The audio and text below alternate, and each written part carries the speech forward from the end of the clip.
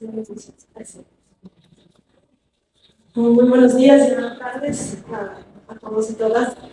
Por tiempo no voy a decir todo lo que planeaba decirles como bienvenida, pero sí decirles que estamos realmente muy honrados de tenerlos aquí en nuestra casa en Ecuador y de que hayan aceptado esta invitación. Sé que estoy ya compitiendo con el tiempo de almuerzo, tengo muchas ideas, así que voy a tratar de ser breve, pero me parece muy importante que hablemos de este tema, que se haya incluido el plus constitucional y común en esta conferencia. Me encanta que haya sido de los temas más populares donde todos se anotaron, porque esta idea de construir un derecho constitucional común creo que nunca fue más importante. No voy a mencionar ningún tema de América Latina ahorita para no tocar puntos sensibles, pero creo que si vemos lo que está pasando en el mundo, me refiero a Ucrania, me refiero a Palestina, a Israel y demás, siento que tenemos que volver a nuestras bases y volver a construir entre todos cuál es el significado de los derechos. Tal vez fuimos demasiado rápido en algunas cosas y no aseguramos las bases, pero se está cuestionando todo realmente. Así que qué bueno que estemos aquí en este diálogo compartido horizontal para hablar sobre el contenido de los derechos y cómo se construye ese contenido común de lo que deberían ser los derechos. El tema que yo quiero abordar hoy les quiero contar un poco cómo la Corte Constitucional y su jurisprudencia ha abordado casos en donde ha habido una clara tensión entre el texto de la Constitución y el texto de la Convención Americana sobre Derechos Humanos y las posibilidades que ha brindado la interamericanización del derecho constitucional para poder proteger de forma más favorable a las personas. Voy a contar esto a través de 3 casos, no les voy a contar todos los detalles de los 3 casos, pero voy a usar esos 3 casos para ilustrarles. Pero al final me voy a reservar unos minutos para también ser un poco crítica de cómo se ha abordado este diálogo, esta idea del control de convencionalidad y demás. Y antes de entrar a los 3 casos, hay 2 cosas que ustedes tienen que saber de la Constitución de Ecuador para que se entienda la exposición. Características de la Constitución de Ecuador que quizás no sabían. La primera es que es una constitución muy receptiva del derecho internacional de los derechos humanos. No solo lo de los tratados, inclusive los instrumentos internacionales de derechos humanos son parte de nuestra constitución, están recogidos como parte del bloque, tienen una jerarquía muy privilegiada en nuestra constitución. E incluso la Constitución tiene algunos conceptos como el de la aplicabilidad directa de los tratados internacionales de derechos humanos. Entonces, no es solo la Corte Constitucional que se ha inventado esto y ha empezado a ser muy receptiva del derecho internacional de los derechos humanos, es la propia Constitución la que tiene ese mandato de tomar en cuenta el texto de los tratados porque se entienden por mandato constitucional incorporados a la Constitución. Otra característica es una constitución muy extensa, 444 artículos, y muy reglamentaria en la forma en la que detalla, por ejemplo, los derechos.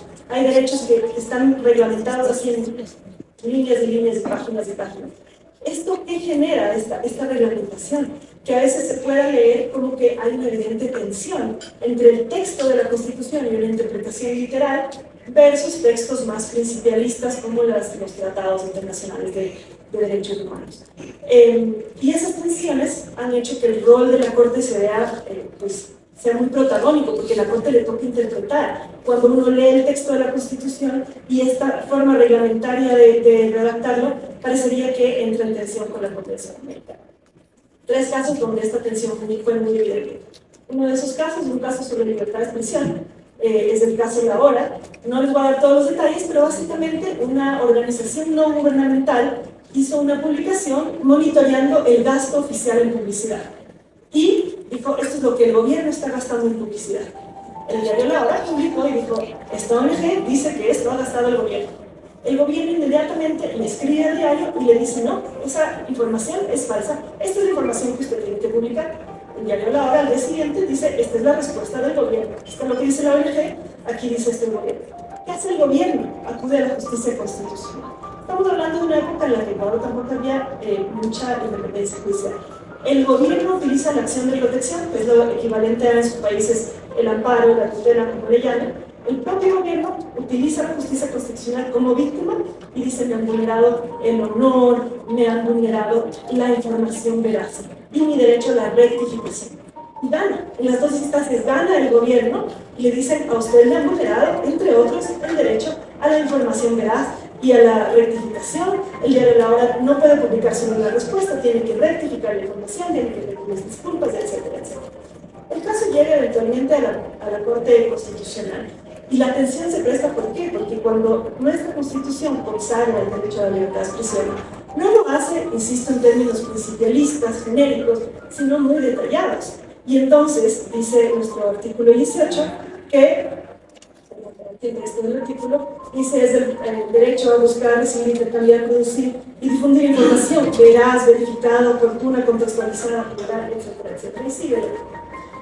Entonces, es esto de la información veraz. Ahí la Corte, ¿qué hace? Se complementa con el sistema interamericano. Interpretaciones de la Corte, de la Comisión, en el sentido de que no pueden existir condicionamientos previos a la libertad de expresión. No puede ser que solo esté protegida la información que es veraz, como un condicionamiento para que haya protección de la libertad de expresión. Aunque eso esté en el texto de nuestra Constitución, así no puede interpretarse. Ese precondicionamiento no puede ser una forma válida de interpretar, y la Corte entonces complementa lo que está en la Constitución con una interpretación de la Corte Interamericana. Otro caso, quizás un poco más controversial, fue justamente el caso del matrimonio voluntario. Nuevamente, hay muchas constituciones en el mundo que no definen el matrimonio, lo dejan al Código Civil, por ejemplo. Pero en nuestra Constitución, el artículo 67, decidió incorporar la definición del matrimonio como la unión entre hombre y mujer. Y estaba así en la Constitución desde el 2008, y como ya se mencionó esta mañana, en 2017, viene la Corte Interamericana, una opinión constructiva. Ojo, la Convención Americana tiene el mismo texto que nuestra Constitución, dice también matrimonio hombre y mujer, pero la Corte lo definió como de una forma más amplia y dijo: no, los estados están obligados a que todas las figuras que tengan en sus estados para proteger a las familias incluyan también a las personas y las parejas homosexuales. ¿Qué pasó? Agarrándose de la aplicabilidad directa y el control de convencionalidad, parejas del mismo sexo fueron al registro civil. Casi.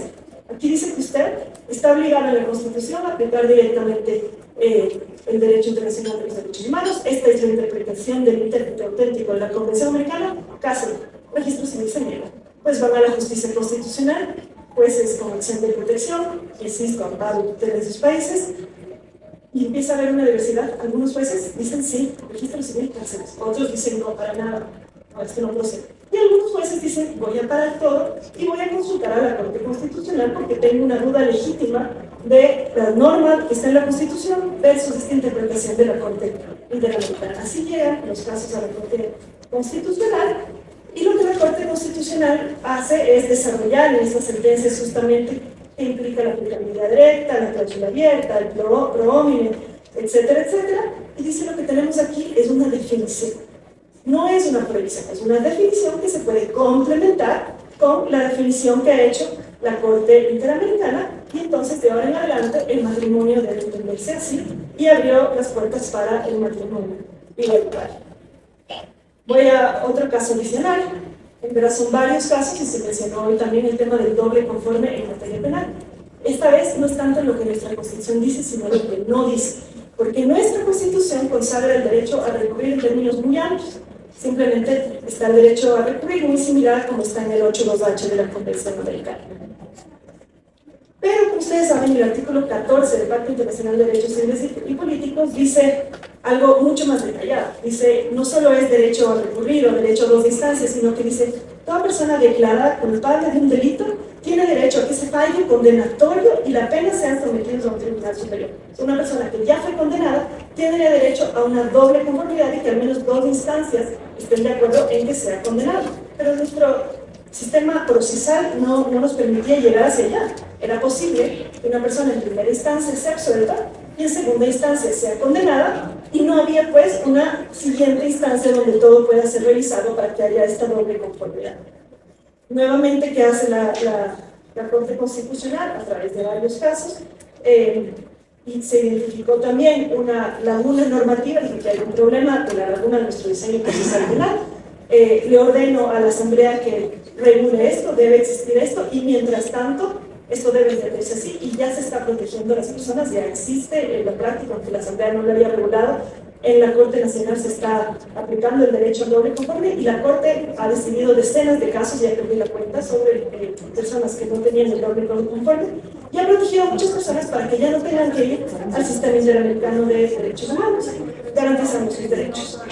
Ahora, estos tres casos muestran, yo creo, esta posibilidad de utilizar el sistema interamericano para que no se vea como una contradicción, como una tensión, sino sí como un complemento, como un refuerzo. Detrás de esto está justamente la idea del jus común, la idea de que tenemos principios y valores compartidos, la idea de que no hay dos derechos distintos que están en tensión o en contradicción, sino que los derechos son los mismos y tenemos una doble protección. Una protección a nivel constitucional y una protección también a nivel internacional. Ahora, les dije que también voy a hacer crítica de esto. ¿Por qué? Porque yo creo que yo también tenía 15 minutos, que va a tomar 3 minutos. La lógica del control de convencionalidad, la palabra control creo que genera algunas resistencias, creo que no es un concepto óptimo y no es una cosa del control y otra cosa es el diálogo. La lógica esta del control genera una lógica de que hay una última palabra. Y eso no es productivo para ningún diálogo. En un diálogo nadie debería tener la última palabra. La idea de la aplicabilidad directa que tenemos en nuestra Constitución es problemática también. ¿Aplicamos directamente los tratados internacionales solo cuando no hay norma? ¿O los aplicamos también cuando hay una norma que expresamente dice lo contrario? ¿Y si esa norma está en la Constitución? ¿O si esa norma está, por ejemplo, a nivel de leyes? Otra cosa que no toma en cuenta el control de convencionalidad, las competencias.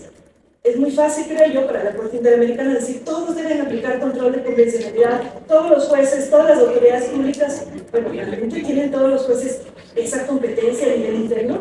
¿O en un país donde está todo concentrado en la Corte, hasta dónde pueden llegar los jueces? Por ejemplo, los jueces podían, aplicando control de convencionalidad, decidir el tema de matrimonio igualitario, decir registro civil, cárceles, o tenían que haberlo hecho la Corte Constitucional como ocurrió.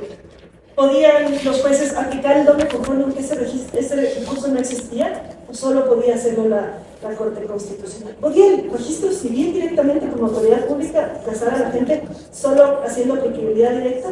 Es complejo el tema del control de convencionalidad. Por eso yo creo que esta cumbre es un espacio realmente propicio para que empecemos también a dialogar y a reconducir estos conceptos de la interamericanización y el jus comune dentro ya de las verdaderas competencias de nuestras cortes, de los países, y que tengamos esta doble protección, no solo como un tema de derecho internacional, derecho constitucional, que abramos también este espacio para un diálogo horizontal entre nosotros como cortes. Yo creo que la idea del control de convencionalidad hace mucho más sentido cuando empezó a funcionar la Corte Interamericana. Y quizás las cortes de nuestros países estaban en otro momento histórico, un momento histórico donde las democracias no estaban tan consolidadas y parecía que la única forma de ir consolidando esa jurisprudencia era mirando a la Corte Interamericana. Pero en parte, gracias a la propia Corte Interamericana, nuestras cortes hoy han alcanzado un nivel de madurez distinto, un desarrollo de la jurisprudencia que muchas veces es incluso mucho más favorable que el de la propia Corte Interamericana. Entonces no se trata siempre de decir miro hacia afuera o miro hacia adentro. También mirémonos horizontalmente y no miremos quién tiene la última palabra, quién prevalece, qué es vinculante. Dialoguemos. En un diálogo verdaderamente plural deberíamos estar incluidos todos. En un diálogo verdaderamente horizontal nadie debería estar más arriba. La Corte Interamericana tampoco. Deberíamos tomar esas todas como razones y argumentos válidos. Las razones de una corte que ya decidió un caso así, vamos a tomarlas en cuenta, vamos a validarlas, vamos a tomar en cuenta todas estas razones en un verdadero diálogo que nos incluya a todos, donde nadie tenga la última palabra. Creo que tenemos que repensar entonces ese diálogo y salir de los falsos dilemas de miro solo hacia afuera, miro solo hacia adentro, mirar también el derecho comparado para encontrar los mejores argumentos, las mejores razones y construir ese derecho común que sea realmente lo más favorable a la protección de los derechos. Así que espero que, a pesar del corto tiempo, este sea un espacio para seguir profundizando en ese diálogo. Muchas gracias.